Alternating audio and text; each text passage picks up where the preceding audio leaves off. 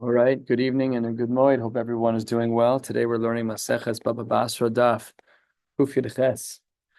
Today we're going to try and pressure test a couple of the shitas we saw yesterday. How did the Nachala work in Eretz Yisrael? Was it based on the Yotzei Mitzrayim, the Jews who left Egypt? So we know that there were a lot of Jews who left Egypt. There were 600 plus thousand men aged 20 to 60. So is it based on them? Or no, is it based on the Nichnasei Eretz Yisrael?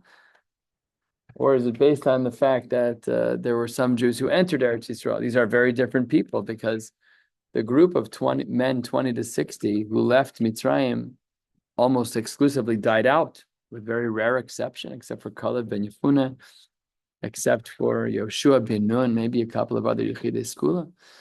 So we had said there were three shitas. The first shita was Rabbi Yoshia, who we had said yesterday was the author of our Mishnah, or at least similar to the author of the Mishnah on Kuftas Zayin Amud Beis, that we apportion Eretz Yisrael based on the Yotzei Mitzrayim, not based on the Nichnas Eretz Yisrael. The second shita was found in the middle of Kuf Yud Zayin, which was the shita of Rabbi Yona's son. That Rabbi Yona's son held that no, we follow those who enter Eretz Yisrael. That's how the apportioning happens. And then the third shita was a blend. That was the shita that was found on the bottom line of Kuf Yud Zayin, Reb Shimon ben Elazar. So today we're going to ask a whole host of questions. The Gemara gives us a word memory trick over here to try and remember them. Siman, we're on Kuf Yud Zayin Amud Beis, 5 lines from the bottom of the page. Siman, Lerav, Tzlafchad, V'Yosef, Ichpal, Mishnah, Yechashev. We're not going to get quite to all of them today, but we will get to a lot of them. Today we're going to be learning until about 10 lines from the bottom of Kuf Yud Ches Amud Beis. And Amir Hashem, tomorrow night we'll overlearn a little bit. I am going to be in a car for many hours sitting in the back. So I could sleep. And then when I wake up, we can do a little bit of Daf Yomi. Oh my God. Yeah. Well, my heart is in it. It's a sincere share. I thought your heart was asleep. Huh? I thought your heart was asleep. Yeah, that's what that was. Did you feel my feelings there? Yeah.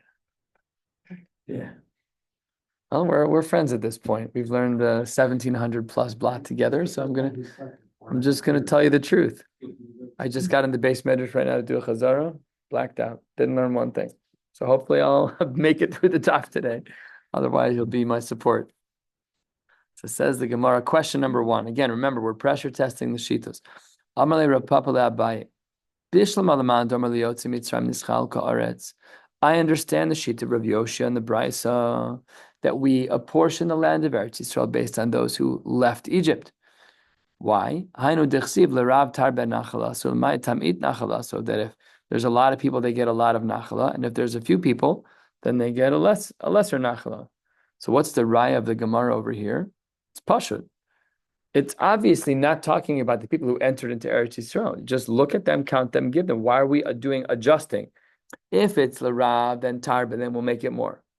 If it's less, we'll make it less. What do you mean? Just count the people going in. Everybody gets a portion, and Shalom Yisrael. Elamai, it must be that when we say that we're going to have to adjust, it's because we were measuring based on Yotzei Mitzrayim. And the people who are Yotzei Mitzrayim were not Nechnas. So the Yotzei Mitzrayim, it depended on how many kids they had in the Midbar.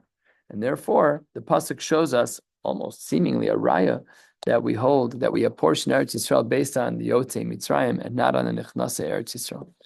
Ella, if that's true, says the Gemara, then the man damar levoi haaretz ma'alarab tarbe nachala. So this is a mistake in the language. It should just be repeating the pasuk. And in fact, in the side here, it says my larab tarbe umay lemay tamit. That's what it should say. It says the Gemara kasha. Very good question. A textual proof, kimat a textual proof. I don't know why the Gemara stops here. I don't know why the Gemara doesn't stop here. This would be a great stopping point to end our conversation. But nevertheless, the Gemara has more questions to ask to see the remainders of the Shitas. Let's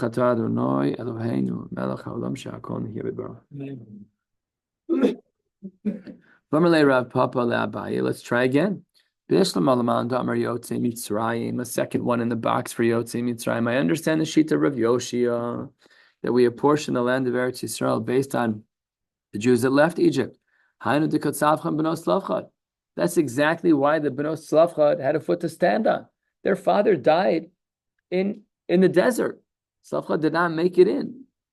So if they went to Moshe and said, give me a piece of Eretz Yisrael, And if we measured based on the nichnasim of Eretz Yisrael and not the yotzim in Mitzrayim, Moshe should have said to them, Rabbosai, Rebbitzins, look, I hear you, but we don't apportion based on anything other than yotzim. It must be that we measure based on nichnasim. So the Gemara shows over here it doesn't make sense. It has to be that it's yotzim Mitzrayim, because if it's yotzim Mitzrayim, then B'nos Slavchad had a taina. He didn't make it into Eretz Yisrael Slavchad. Elamai, it must be Halese Delishkal. He wasn't there to take his portion, so it must therefore be another Raya Brura, seemingly. This one we're going to wriggle out of. But here the Gemara shows a possibility that it has to be Yotzei Mitzrayim because Slavchad never entered into Egypt. What were the Benos Slavchad complaining about? If we were measuring only based on Nichnasim, Slavchad wasn't Nichnas. Elamai, it must be that we measure based on Yotzim. Says the Gemara, that's not true. No, it could be that really we were basing it on nichnasin. But as we learned the other day, when they were nichnasin, they had to, remember we said that the Mason were Yoresh Tachayin. We said that the people who made it in had to kick it up to the grandfather generation and then divvy up according to the number of families, not the number of individuals we spoke about yesterday. So perhaps it could be the case that we're saying that really this question's not good. Really, the Benos Slavcha, they were measuring based on Nichnasim Teretz Yisrael. Their problem was that they had to go back up 2 generations, and they were saying, well, there were no sons, so therefore we should get it. And then Moshe responded in kind. That was question 2. This one's asked and answered. The first one was asked and rejected. Let's try again. We're 5 lines down on Kuf Yud Ches Amud Aleph. I understand Rabbi Yoshia to say that the portions of Eretz Yisrael were given out based on those who left Egypt. Then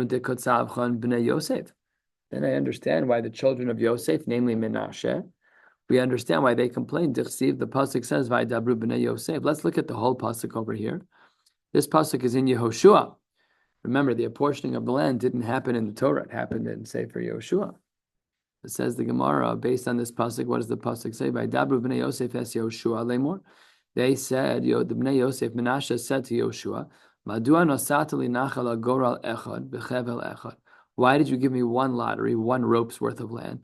Vani amrav ad asher ad ko berachani Hashem. Because I've been given the blessing of having a very very populous group of people, and they've been having a lot of babies. So this only makes sense if it was a complaint that was made in the midbar. Because what would they be complaining about? If it was a per capita appointment of property, so then just count the Bnei Menashe and Shalom Al Yisrael. It shouldn't be a problem at all. Kulu shkol, everyone can go take their own piece. Elamai, it must be that the Bnei Yosef were complaining during the Midbar period because they counted the number of Jews that left Mitzrayim. And of the Bnei Yosef, let's say there were X. According to some Mefarshim, they increased their volume by 50% while they were in the Midbar in those 40 years. That's not insignificant. 40 years is really 2 births. It's 2 birthing generations. So that means that in that time, they increased their birthing rate by 50%. That means that the number of Yotzei Mitzrayim of the Bnei Yosef, I'm making up the numbers, was 50,000. And now their number was up to 75 or 80,000. They were a very large crew.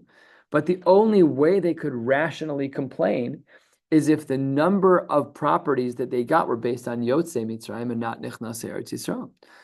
So says the Gemara, that's another good question. The Gemara responds, not such a good question. Mishum Tfalim Davun Afishilu. There were a lot of children.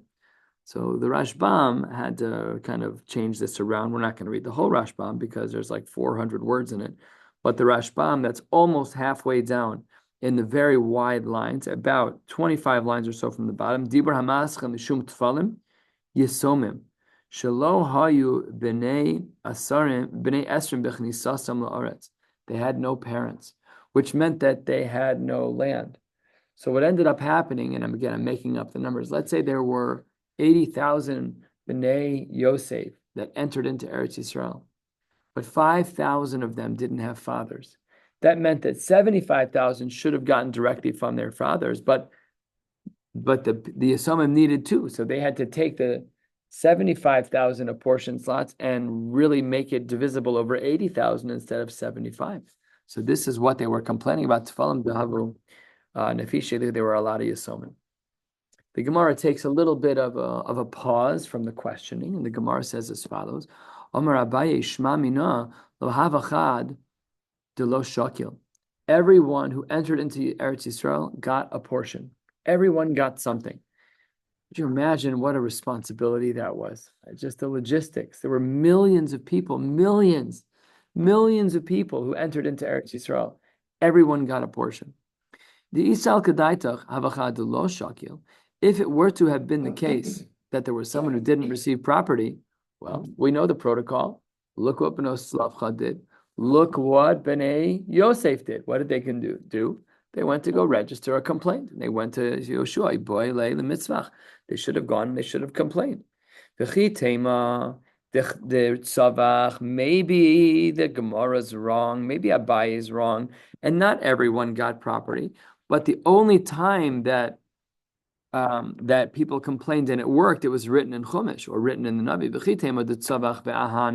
That when someone complained and their complaint was registered, then it was written, like we saw by the Bnei Slavcha in Chumash, like we saw by the Bnei Yosef and Sefer Yoshua.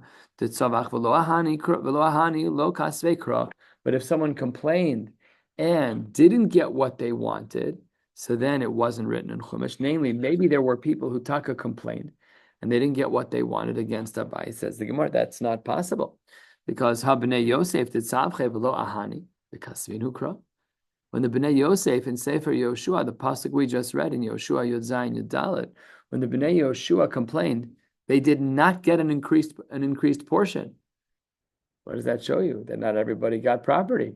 It says the Gemara, well, that's not really a raya. That might have been included in the Navi for a different reason. Hasam, it could be that Yehoshua was giving them Eitza Tova Kamash Malan, Di Boile Li'inish Li'iz Dehure Me Eina Bisha. Because we need to be very careful with Ayin Hara. Namely, what the Gemara is saying is Yosef, or the Bnei Yosef, Menashe made a mistake. They went over to Moshe, to Yoshua, and said, hey, look at how big our family is. Look at how large of a crew we have. We've grown 50, 60% over the last 40 years. Give us more property. Maybe what Yoshua was saying to them is, I'm not giving you more property. And by the way, you need to be careful about Ayin Hara. Don't talk about all of your accolades. What did Yoshua say to them? The pasuk says in Sefer Yoshua, just one pasuk later, the response of Yehoshua to the request of the Bnei Menashe, Bnei Yosef, Vayomer aleim Yehoshua, im am ravata alei lechaya'ara. Go live in the forest. Go live in a place where no one's going to see you, where there's no Ayin Hara.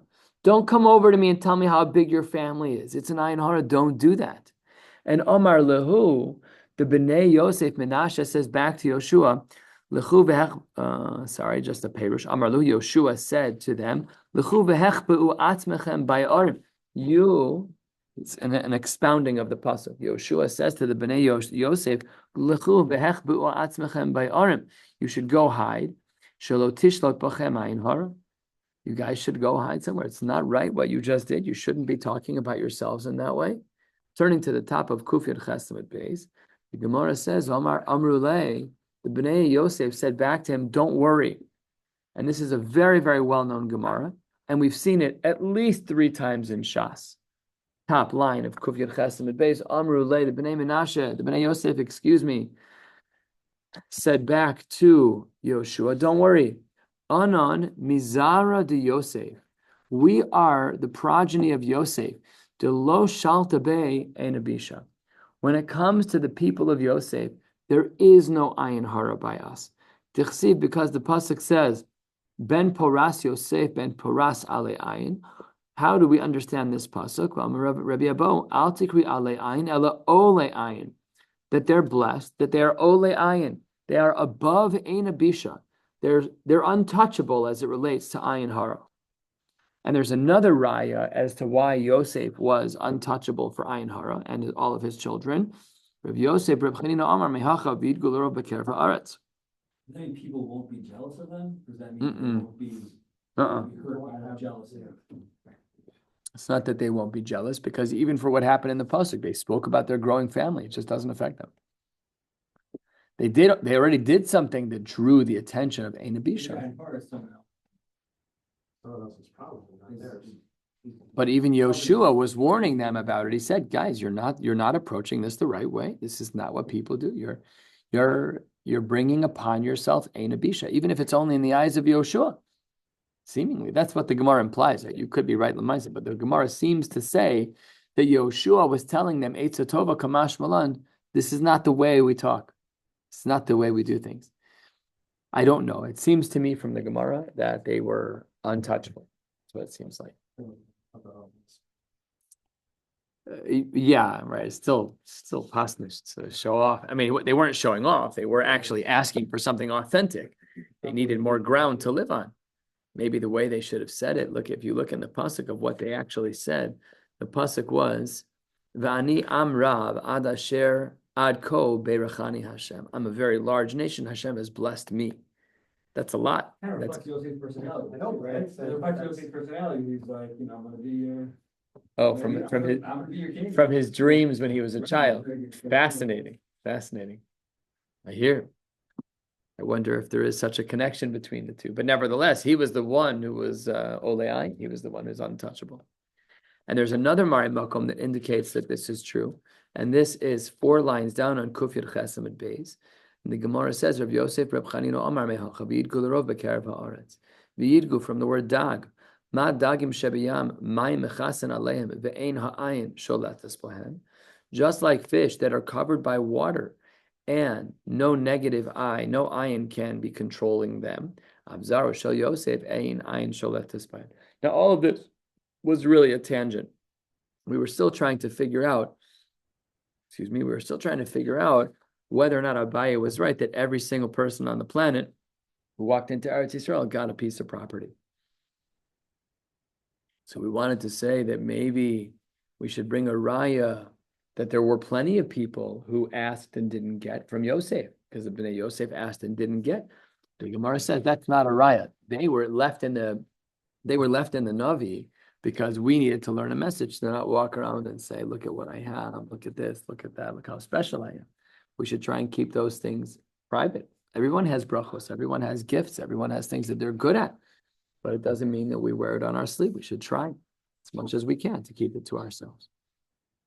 The Gemara says that the 2 dots, reflecting back on what we learned yesterday, we had said in the Mishnah from the bottom of Kuf Tes Zayin in the Beis, the Mishnah there said that Miraglim, was it in the Mishnah?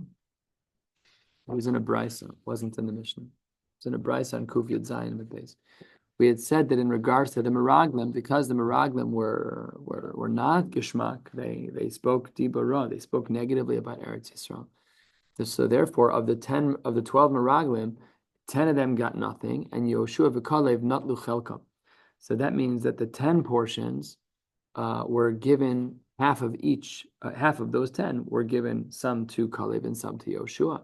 So Yoshua and Kalev each had 1 due on their own because everyone got a chelak, but they each had an additional 5, splitting the other 10 Miraglim. How do we know that this is true? How do we know that Yehoshua and Kalev each got an extra 5 chalakim? So it says the Gemara, Amar Ula, Amar Krav, Yehoshua ben Nun v'Kalev ben Yefune, chayu min ha'anashim ha'im. They lived from those other people, namely they lived beyond the people who were the Miraglim. So my chayu, what does it mean that they lived? Ilema chayu mamish. If you think that when the pasuk says that Yehoshua and Kalev were chayu min ha'anashim, that it means that they stayed alive. Well, I don't need that pasuk, which is from Bamidbar Yudad. I don't need that pasuk because v'ha'ksiv krach rina. We have another pasuk that already told us this. Lo nosar mehem ish ki'im Kalev ben Yefune v'Yoshua ben Nun. We know this already from a pasuk that's actually later in Chumash, which is Bamidbar Kavav. I don't need two psukim to tell me the same idea that both Yoshua and Kalev outlived their comrades who were Miraglim. Elamai chayu shechayu b'chelkon.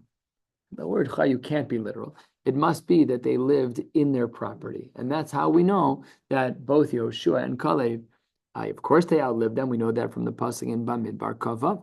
But what we didn't know was that they got their property. That we learned from Bamidbar Yud Ches, where it says that they were chayu. A third of the way down at the two dots on Kuf Yud Ches Amud Beis. This is going to be the last little sugya we learned for tonight. We'll stop 5 lines before the wide lines. The Gemara says, we had said in the Brisa on Kuf Yud Zayin Amud Beis that Mislonanim va'adas Korach lo haya lahen chelek ba'aretz. We said that the Mislonanim, the people who were complaining, va'adas Korach, and Korach's core group of people, that they didn't get a chelek in Eretz Yisrael. Ay ve'hatnan miraglim Mislonanim va'adas Korach Yehoshua v'Kalev natzlu chelkam. Do we say that they get him? Miraglim, where their property was divvied up by the Mislonanim va'adas Korach v'Yehoshua v'Kalev. So we don't know who got and who didn't get, because the Brisa seems to be a stira by the Mislonanim. So says the Gemara, it's not only that, it's Mislonanim and Adas Korach. What?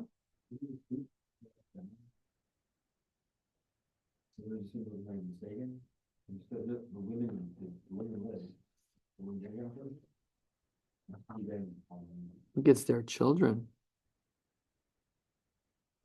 The Gemara on Kuf Yud Zayin, it's a great question. The Gemara on Kuf Yud Zayin with Beis, 5 lines down, says that by the Mislonanim, Lo hayalem chelek ba'aretz habanim natlu b'schus avi avinu b'schus avi imoseim. So the only thing I can think of as a reasonable answer is that they were old.